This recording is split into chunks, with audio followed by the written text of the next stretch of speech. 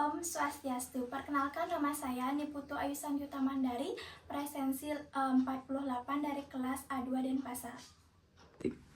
Halo, perkenalkan nama saya Putu Indira Lydia Ananda, murid kelas 5 SD.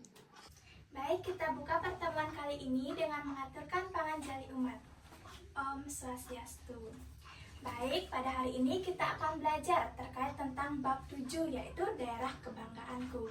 Nah, Indonesia itu terkenal dengan wilayah yang sangat luas, di mana terbentang dari Sabang hingga Merauke, di mana Indonesia terbagi menjadi 34 provinsi.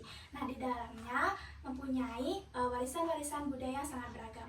Nah, lalu bagaimana keberagaman budaya ini bisa terbentuk? Nah, kita akan belajarinya pada bab kali ini. Jadi, yang pertama, kita mulai dengan topik yang pertama, yaitu seperti apakah budaya daerahku. Jadi, silakan buka buku halaman 192 ya.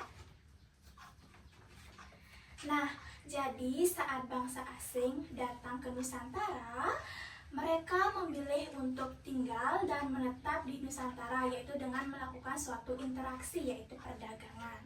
Nah, dengan menetap dan tinggalnya mereka mempercoba untuk memperkenalkan budaya yang mereka bawa.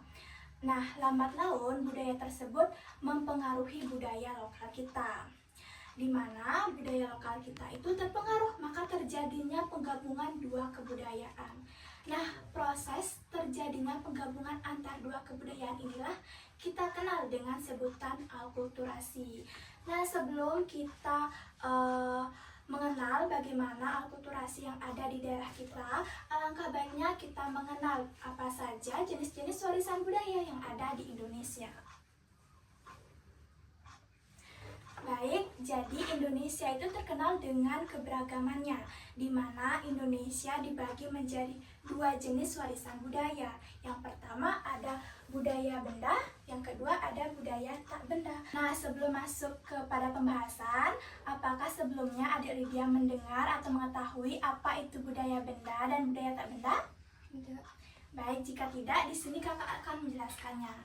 Nah, jadi budaya benda adalah suatu warisan budaya yang dapat kita lihat dengan mata kita dan kita rasakan dengan tangan kita. Nah, apa itu contohnya? Nah, terlihat dalam PowerPoint, yaitu contohnya ada makanan, kemudian ada alat musik, dan yang terakhir ada senjata tradisional. Nah, yang kedua, apa itu warisan budaya tak benda? Jadi, warisan budaya tak benda adalah suatu warisan budaya yang dapat kita lihat dengan mata kita, tetapi kita tidak bisa merasakannya dengan tangan kita. Nah, apa itu contohnya? Kembali lagi di PowerPoint sudah terlihat, contohnya itu ada tarian-tarian dan kemudian ada adat istiadat. Nah, selanjutnya kita akan mencari tahu apa sih sebenarnya warisan budaya yang ada di daerah kita. Nah, daerah kita yaitu Klungkung, khususnya pada wilayah Kamasan, ada salah satu warisan budaya yang berupa lukisan. Nah, mungkin di rumah Adik Lydia ada salah satu lukisan tersebut. Apakah Adik Lydia tahu? Ya, Apa itu? wayang kamasan. Ya, betul sekali. Jadi, lukisan wayang kamasan yang tidak familiar ya bagi kita. Jadi, lukisan wayang kamasan itu adalah salah satu warisan budaya yang telah terkenal di mancanegara. Nah, selanjutnya kita akan mencoba melakukan karya wisata ke salah satu rumah seniman dari lukisan wayang kamasan. Nah, Lydia, sekarang kita berada di salah satu rumah dari seniman wayang kamasan tersendiri. Nah, di sini kita bisa lihat bagaimana keindahan-keindahan dari lukisan wayang kamasan. Nah, sembari kita melihat bagaimana keindahan dari lukisan wayang kamasan, nah, kakak akan menceritakan sedikit terkait tentang sejarah dari lukisan wayang kamasan. Nah, jadi dahulunya lukisan wayang kamasan ini berkembang pada abad ke-14 saat kerajaan Gel-Gel, kemudian dilanjutkan oleh kerajaan Klungkung.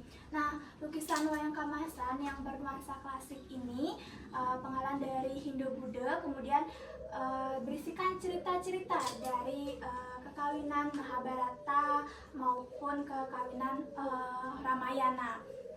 Nah, dahulunya lukisan wayang kamasan ini digunakan sebagai penyampaian moral kepada masyarakat setempat. Kemudian dahulunya juga lukisan wayang kemasan ini digunakan untuk penghias pura. Nah, bahkan sampai sekarang ya masih digunakan untuk penghias pura, di mana berisikan pewayangan-pewayangan yang mengandung sifat spiritual. Nah, lalu apakah lukisan wayang kemasan ini termasuk ke dalam bentuk akulturasi? Ya, jadi lukisan wayang kemasan ini masuk ke dalam bentuk akulturasi. Karena kenapa? Ya karena lukisan wayang kemasan ini adalah gabungan dari dua kebudayaan, di mana ada gabungan dari budaya lokal Bali dan gabungan dari budaya India. Nah, kita lihat ya bagaimana indah-indahnya, habis itu ada detail-detail klasiknya yang dimana dilukis langsung oleh tangan dari seniman lukisan wayang kemasan tersebut. Nah, jadi tadi kita telah terjun langsung ke dalam salah satu rumah seniman wayang kemasan. Kita sudah melihat bagaimana keindahan dari lukisan wayang kemasan. Baik, sebelum lanjut kepada topik kedua, yaitu terkait tentang kondisi perekonomian di daerahku, di sini kakak akan menyampaikan kesimpulan apa saja yang kita dapati dalam materi pertama. Yaitu yang materi pertama kita telah mempelajari bagaimana akulturasi itu terjadi karena penggabungan antar dua kebudayaan. Kemudian di Indonesia itu ada dua jenis kebudayaan atau warisan budaya yang kita kenal, yaitu warisan budaya benda dan warisan budaya tak benda. Nah, lalu kita akan masuk pada topik kedua, yaitu terkait tentang kondisi perekonomian di daerahku. Jadi silakan ya buku halaman 199.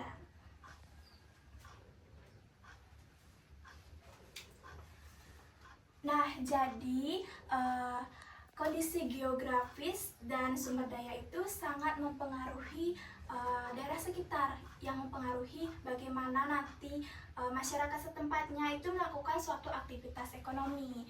Jadi berbicara terkait tentang aktivitas ekonomi, nah aktivitas ekonomi itu ada berbagai macam, seperti contoh dalam bidang perikanan, kemudian ada pertanian, kemudian ada perdagangan dan lain sebagainya. Nah, di dalam keseharian kalian kita mengenal terkait tentang kebutuhan. Nah, dalam kebutuhan itu ada 3 jenis. Yang pertama ada kebutuhan primer, kemudian ada kebutuhan sekunder, dan ada kebutuhan tersier. Nah, sebelumnya di sini kakak bertanya kembali, apakah adik Lydia mengetahui apa sih itu kebutuhan primer? Belum. Ya, jika belum, di sini kakak akan menjelaskannya ya. Jadi, kebutuhan primer adalah kebutuhan pokok yang harus kita miliki. Seperti contoh ada makanan, kemudian kedua ada pakaian yang kita pakai sekarang, kemudian yang terakhir ada tempat tinggal. Nah, kemudian apa sih itu kebutuhan sekunder? Jadi kebutuhan sekunder itu adalah jenis kebutuhan dalam melangsung kehidupan kita. Contohnya apa saja? Nah, ada alat-alat rumah tangga, dan yang terakhir itu ada alat transportasi. Nah, yang terakhir, apa itu kebutuhan tersier? Jadi, kebutuhan tersier itu adalah suatu kebutuhan dalam menunjang status sosial, di mana berupa barang-barang mewah. Contohnya ada perhiasan, kemudian jika seseorang melakukan liburan ke luar negeri, nah itulah yang kita kenal dengan kebutuhan tersier. Nah, jadi berbicara tentang kebutuhan, nah dalam keseharian harian kita memerlukan tenaga dalam menjalani aktivitas sehari-hari, di mana tenaga itu kita peroleh dari makanan, yaitu berupa nasi dan lauk pauk. Nah, di mana kita menemukan barang-barang tersebut? Jadi kita menemukan barang-barang tersebut yaitu di pasar, sebuah pasar di mana terjadinya proses penjual belian dari barang tersebut. Nah, bagaimana sebenarnya kita lihat ya bagaimana perekonomian yang ada di daerahku. Nah, ternyata di Klungkung ada beberapa daerah yang mampu memproduksi atau sumber dari barang tersebut. Nah, yang pertama kita ambil dari wilayah Kusambe.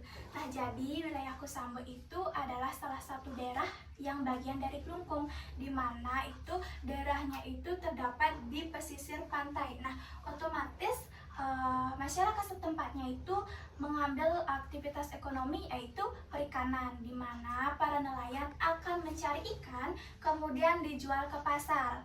Nah, dalam pasar itu akan membantu dalam memenuhi kebutuhan sehari-hari kita. Selanjutnya ada wilayah Dawan. Nah, Dawan itu terkenal dengan aktivitas masyarakatnya dengan melakukan pertanian, di mana para petani akan menghasilkan padi, kemudian diubah menjadi bentuk beras ya, kemudian dijual ke pasar.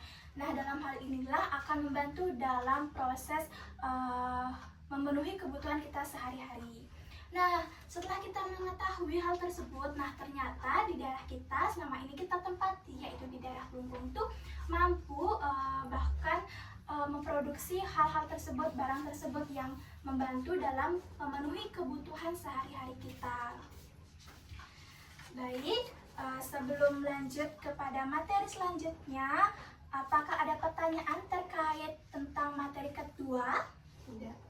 Baik, jika tidak, berarti adik Lydia sudah memahami ya. Jadi dalam materi kedua itu dapat disimpulkan bahwa aktivitas ekonomi yang dilakukan oleh manusia itu dalam rangka untuk memenuhi kebutuhannya masing-masing. Kemudian aktivitas ekonomi itu ada berbagai macam, seperti contoh ada perikanan, kemudian ada pertanian, dan ada perdagangan dan lain sebagainya. Nah, sekarang kita akan lanjut pada topik yang ketiga, yaitu terkait daerahku yang luar biasa. Nah, jadi setiap kota itu memiliki ciri khasnya masing-masing, baik itu berupa benda, kemudian ada makanan, kemudian atau tempat peninggalan sejarah atau tempatnya yang indah yang biasanya kita kunjungi. Nah, jadi jika seseorang itu atau kita bahkan melakukan karya wisata atau bermain ke suatu daerah tertentu, nah pasti kita membeli sesuatu barang yang biasanya kita kenal dengan sebutan apa? Kita membeli barang dari suatu tempat wisata yang disebut oleh-oleh. Ya, betul sekali. Nah, jadi oleh-oleh itu biasanya kita beli dari daerah yang kita kunjungi ya. Jadi oleh-oleh itu merupakan ciri khas dari daerah tersebut, baik itu dari makanannya yang enak, kemudian ada benda-bendanya yang unik, dan yang terakhir biasanya kita mengunjungi di tempat tersebut, yaitu terkenal di daerah tersebut. Nah, selanjutnya kita akan mencari tahu bagaimana sih ciri khas dari daerah yang selama kita tempati, yaitu daerah Klungkung. Nah, dilihat dari makanannya, baik, jadi Klungkung itu juga memiliki suatu makanan yang merupakan ciri khas dari Klungkung. Ya, biasanya kita lihat ya banyak sekali pedagang-pedagang di pasar Senggol. Nah, apakah dia tahu apa itu salah satu makanan ciri khas dari Klungkung? Misalnya serombotan. Iya, betul sekali ya, jadi serombotan. Nah, jadi serombotan ini adalah salah satu makanan ciri khas Klungkung, di mana itu berupa dari sayur-sayuran yang direbus, yang dimana komponen-komponennya ada bayam, kemudian ada kangkung, ada toge, ada terong, kemudian diisikan dengan parutan kelapa yang dicampur dengan bumbu Bali, khas Bali ya, yang kita kenal dengan sambal nyoh. Kemudian dicampur lagi dengan sambal yang kita kenal dengan sambal koples. Nah, lanjut, selain makanannya itu Klungkung juga memiliki ciri khas, yaitu berupa hasil keseniannya. Ya, itu apa saja ya? Jadi ini ada kain tenun, kain songket, dan kain endek. Nah, jadi kain tenun, songket, dan endek ini merupakan hasil barang dari kesenian Klungkung, di mana kita bisa menemukannya di pasar kota Klungkung ya. Jadi itu terkenal karena kainnya yang halus, kemudian dengan motif yang berbagai macam, dengan warna-warna yang menarik. Nah, kemudian selain itu, selain hasil kesenian barang dan makanannya, nah, Klungkung itu juga dikenal dengan peninggalan sejarahnya. Yang pertama ada Puri Klungkung yang ada di pusat kota, yang ada di seberang jalan. Nah, itu terkenal dahulunya Puri Klungkung itu adalah bekas dari kerajaan Klungkung. Nah, selanjutnya ada Kertogose. Nah, di pelajaran sebelumnya kita telah terjun langsung ya bagaimana kita melihat keindahan dari Kertogose, yang dimana Kertogose itu dahulunya digunakan oleh para raja sebagai rapat dalam membahas suatu peradilan. Nah, baik, jadi kita telah mencari tahu, mengetahui bagaimana ciri khas warisan yang ada di daerah kita. Wah, ternyata daerah kita yang selama ini kita tempati itu sangat banyak sekali mempunyai keberagaman dari warisan budaya. Nah, pada penutupnya kita dapat menyimpulkan bahwa suatu kota atau suatu daerah itu pasti memiliki ciri khasnya masing-masing, baik itu berupa benda maupun itu makanan, bahkan peninggalan sejarahnya. Baik, kita telah membahas terkait tentang 3 topik pada bab ke-7, yaitu terkait tentang bagaimana kebudayaan yang ada di daerah kita, kemudian bagaimana perekonomian yang ada di daerah kita, dan yang terakhir terkait tentang ciri khas dari daerah kita. Baik, sebelum menutup pembelajaran kali ini, di sini kakak pasti akan memberikan kesempatan kepada adik Lydia. Apakah ada pertanyaan terkait tentang bab 7? Tidak. Nah, baik, jika tidak, berarti adik Lydia telah memahami ya bagaimana materi-materi dari bab 7 tersebut. Nah, jika tidak ada pertanyaan, mari kita tutup pertemuan kali ini dengan mengaturkan Parama Santi. Om Santi Santi Santi Om.